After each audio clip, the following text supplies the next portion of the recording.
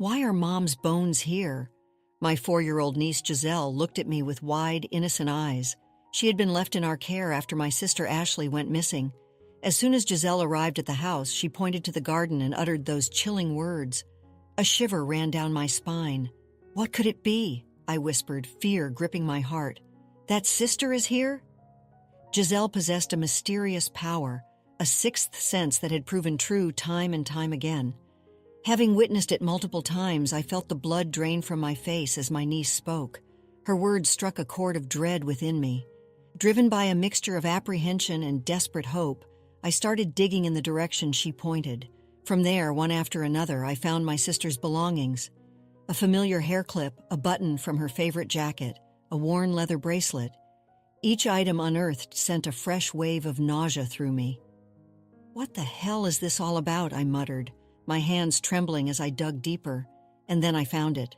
A letter addressed to me with a postage stamp, buried alongside a canvas bag containing more of Ashley's things. When I discovered the truth hidden within that letter, I couldn't stop shaking with fear and anger. It was a message from Ashley, a plea for help disguised as a casual note. It spoke of her suspicions, her fear that someone was following her, watching her, and it named my husband Ciaran as the person she feared most. Ciaran, my husband of 2 years, was 5 years my senior. We had been colleagues working for the same internet company. He was my mentor, a rising star, and I admired his dedication and drive. When I first introduced him to my parents after we got married, he was taken aback. My father was the president of the company we worked for, a fact I had never disclosed. My father, who already held Ciaran in high regard for his work ethic, was happy to give his blessing. We were married with the well wishes of everyone around us, and I was truly happy. I resigned from my job through early retirement to become a full-time housewife, dedicating myself to supporting my husband's burgeoning career. I'll work harder too, so you should support me too, Paul, he had declared, and I poured my heart into making our home a haven for him. Perhaps it was my father's influence, recognizing Ciaran's potential and publicly announcing him as a candidate for the next president, that changed things. Ciaran started coming home late, his demeanor shifting, becoming distant and irritable. "Did you take this Saturday off properly?" I asked one evening, confused by his dismissive attitude. "What? Why? Hi, what's wrong?" he responded, his voice laced with annoyance. "I told you we were invited to a friend's wedding as a couple," I reminded him, hurt by his disinterest. What? Was I right? No matter what I said, he seemed distracted, lost in his thoughts. At times he was tense and withdrawn, snapping at me over trivial matters. "How's your work going? Is it as hard as ever?" I ventured one day, hoping to bridge the growing chasm between us. "Oh, you're so annoying all the time. It's none of your business," he suddenly roared, hurling a box of tissues at the wall. It hit me by mistake. "Ouch!" I cried out, clutching my arm. Ciaran merely glanced at me sideways, offering no apology, and left the room. This was not the man I had married, the man who was always kind, patient, and considerate. Maybe he's under pressure from work, I reasoned with myself. It was true that the pressure on him, as a potential successor, was immense. I tried to convince myself that this was just a temporary phase and that things would eventually return to normal. Then, one day, my parents called, saying they were bringing over some good wine and meat they had received. I had expected only my mother to come, but my father accompanied her as well. "Ah, Ciaran hasn't come home yet?" my father remarked, a knowing glint in his eye. "Yeah, it looks like he's working late again today, Dad. Please don't push him too hard," I said, forcing a light-hearted tone, masking my growing unease. Okay, I'm not doing that," my father chuckled. "Especially now that there's no big case, everyone seems to be going home on time." "Oh?" I was taken aback. I had assumed Ciaran's late nights were due to his workload. My parents exchanged a look, their expressions a mixture of concern and suspicion. Not wanting to worry them, I quickly fabricated an excuse. "Ah, yes, I forgot that Ciaran recently started going to the gym, saying he was going to work out." I laughed nervously, hoping they wouldn't see through my facade. "Is he possibly having an affair or something?" my mother whispered, her voice laced with worry. Behind my forced smile, my anxiety spiraled. My suspicions about Ciaran grew with each passing day. That evening, I decided to check up on him. While he was in the bath, I looked through both his phone and his company phone. There were no unusual call logs and no suspicious messages. Maybe it was just my imagination, I tried to convince myself. But the doubt lingered, gnawing at my peace of mind. Just in case, I set up a GPS tracking app on his company phone, one that I could monitor from my device. The next day, I decided to confide in my older sister, Ashley. "You know, I think my husband might be having an affair," I confessed, my voice trembling. "Siren, it doesn't seem like he's the type who would do something like that," Ashley said, her tone reassuring.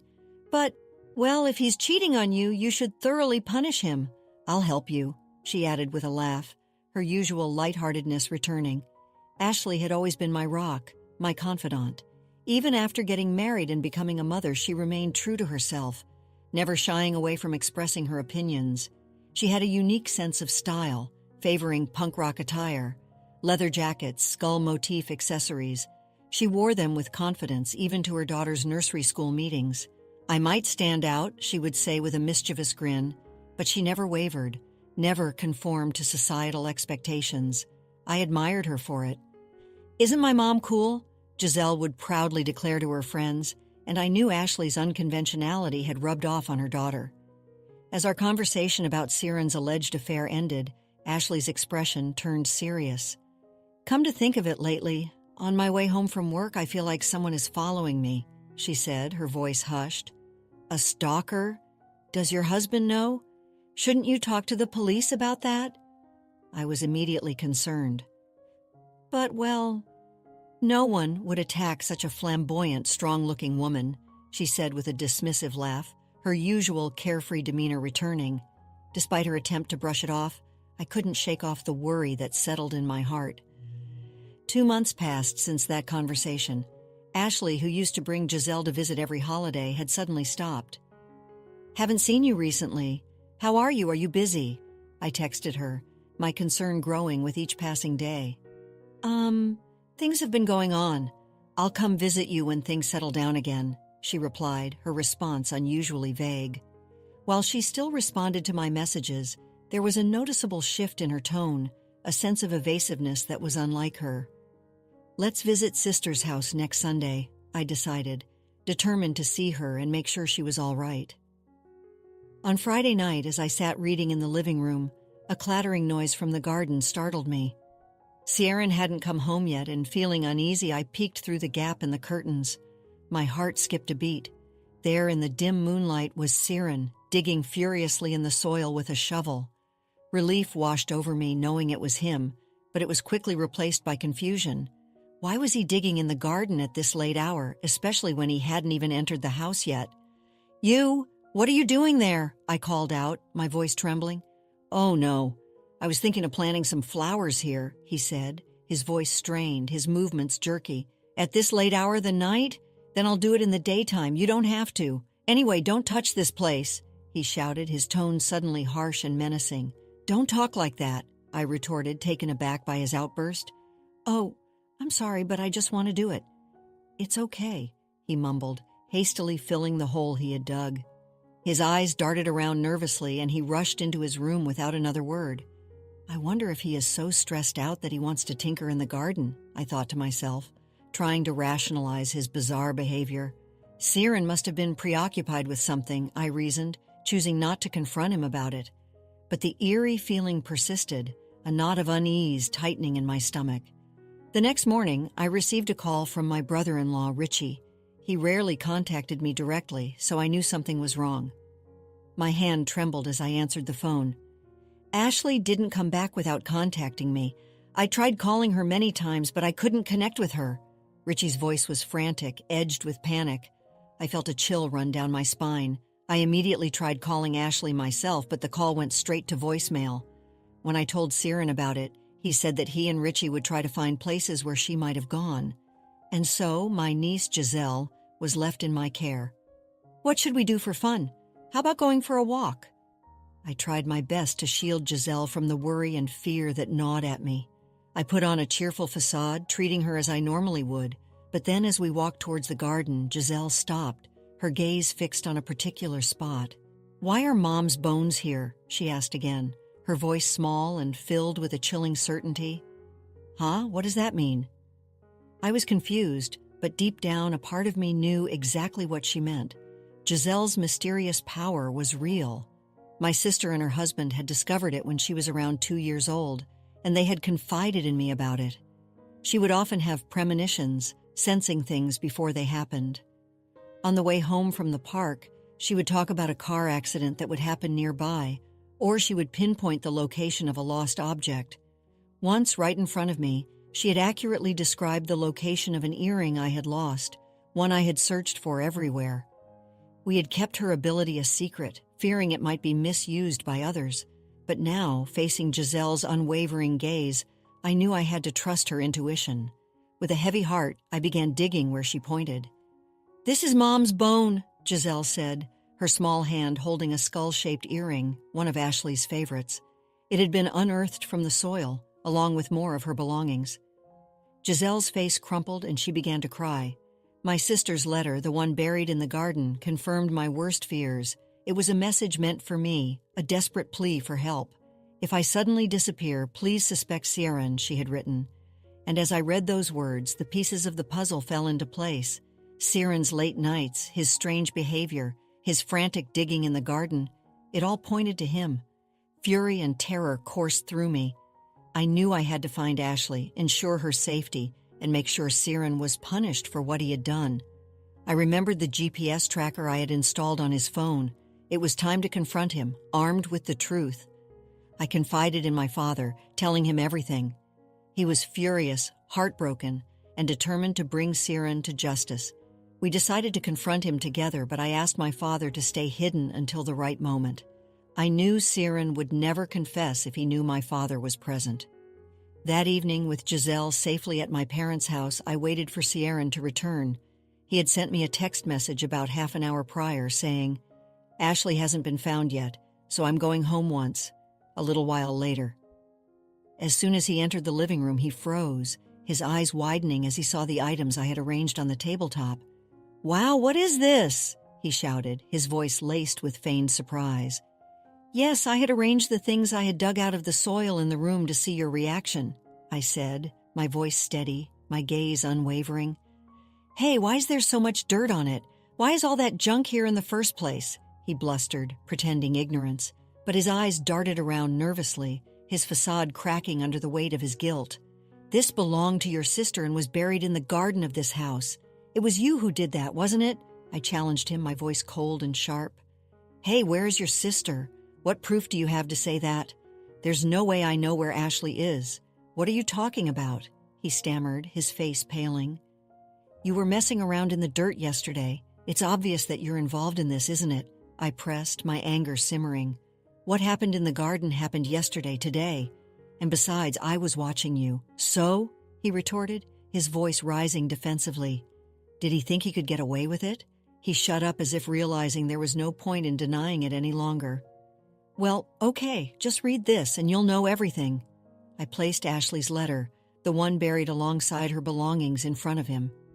"A letter? It's the letter your sister was trying to get out for me. This also came out of the ground? There shouldn't have been anything like that," he mumbled, his voice barely a whisper. He was unaware of the letter's existence. He hadn't checked that thoroughly when burying Ashley's things. "If I suddenly disappear, please suspect Siren," I read aloud, my voice trembling with barely suppressed rage. "Hey, what does this mean? Does it mean you're sure you had something to do with your sister's disappearance?" "This time I don't know anything about that." "Ashley? What are you talking crazy about, too?" he insisted, his voice cracking, sweat beading on his forehead. "There's more to this. I was persistently followed by Siren," she said. I stared at him, my eyes burning with accusation. "Oh no, no. You were doing something terrible, weren't you? Explain to me what's going on."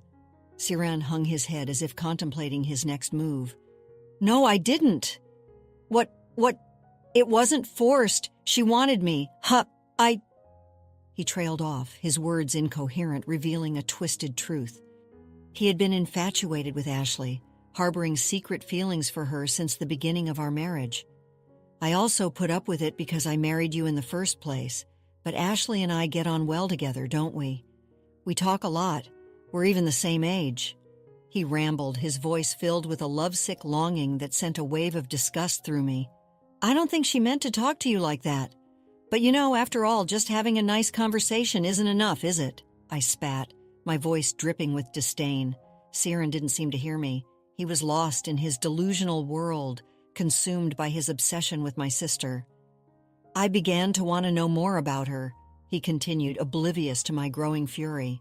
Ciaran, driven by his twisted desire, had started following Ashley home from work, stalking her, lurking in the shadows. "Maybe you weren't busy at work. You were just running late because you were visiting my sister," I said, my voice laced with sarcasm.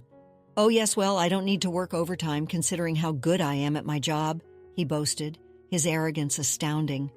He seemed to have no remorse, no awareness of the gravity of his actions. Ashley's words echoed in my mind. Someone might be following me. It wasn't her imagination.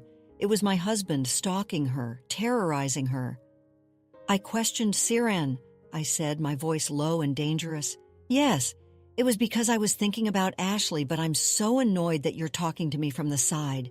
"That's terrible," he whined, his concern solely focused on his discomfort. "So why did you—" "About my sister?" I asked, my voice trembling with barely suppressed rage. Ciaran, seemingly unconcerned by my mounting fury, confessed without hesitation. "Ashley found out I was following her, so I decided to send her to the other side." "That's terrible, because she's going to tell you and the boss about it. That would be terrible, wouldn't it?" I was horrified by his casual cruelty. Ciaran leaned back in his chair, chuckling disdainfully. "Well, not just anyone can become the next president. It would be a waste to trip over something like this." He cared only about his ambition and his selfish desires. My sister's life meant nothing to him.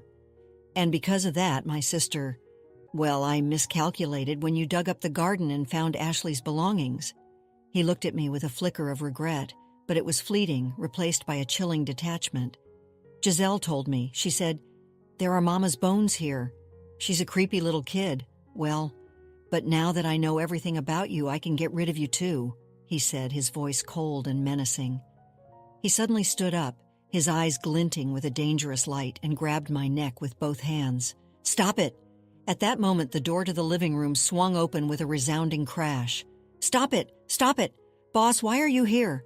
Ciaran's hands loosened their grip, his eyes wide with surprise and fear. I seized the opportunity, breaking free from his grasp and rushing to my father's side. My father's presence had the desired effect.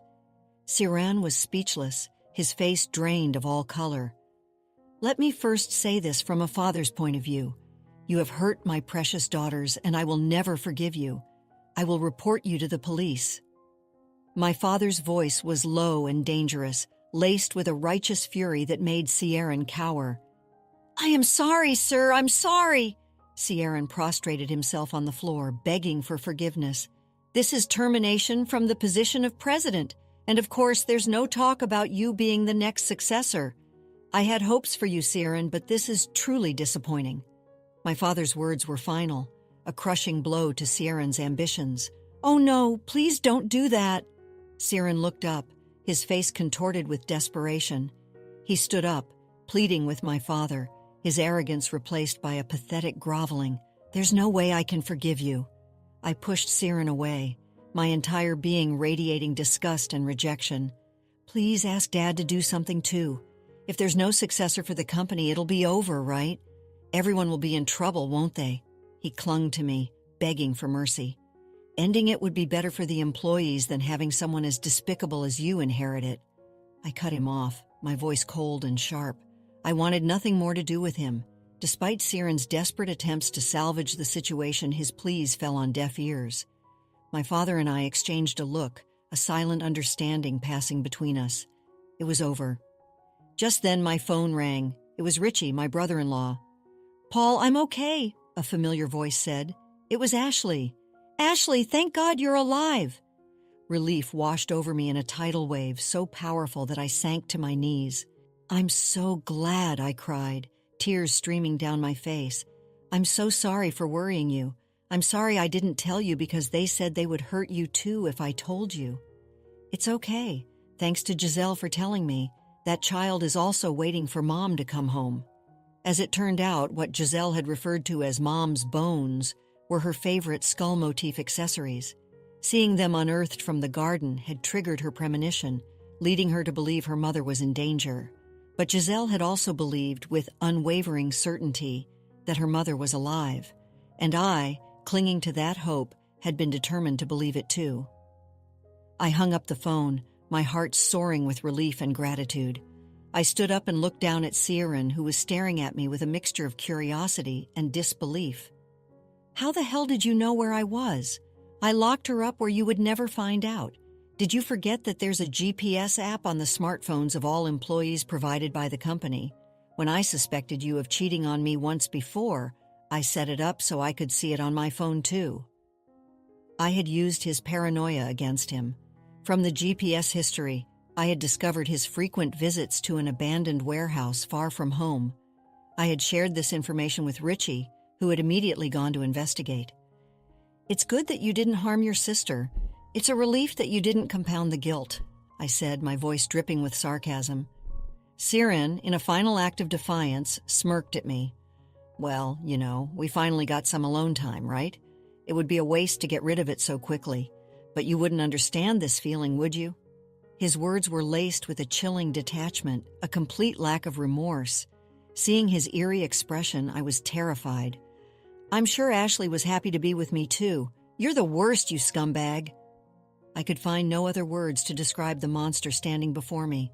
"The police have already been notified, and they are going to file a damage report. Wait a minute. You don't mind if I get caught, do you? Let's all continue to get along from now on. We're a family, aren't we?" He was delusional, clinging to a reality that no longer existed. "You're the one who caused this whole mess, and yet you have the nerve to say such things? What's wrong with you? It's over between us." I threw the divorce papers I had prepared at him, my voice trembling with anger and disgust.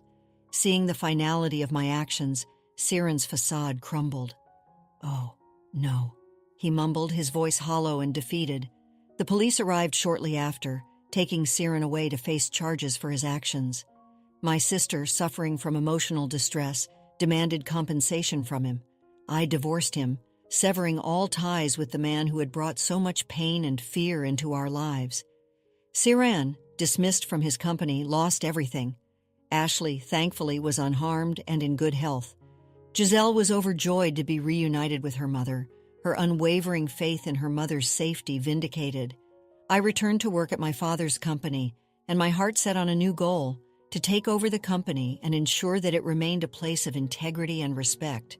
I had faced my fears, confronted the darkness, and emerged stronger, and I knew with unwavering certainty that I would never let anyone hurt my family again. Let's conclude the story shortly. Siren, blinded by his ambition and twisted desires, lost everything. He was arrested, charged, and ultimately faced the consequences of his actions. My sister Ashley, though shaken by the ordeal, was safe and sound, reunited with her beloved daughter Jazelle. Jazelle's unwavering faith in her mother's well-being, her mysterious power, had proven true once again.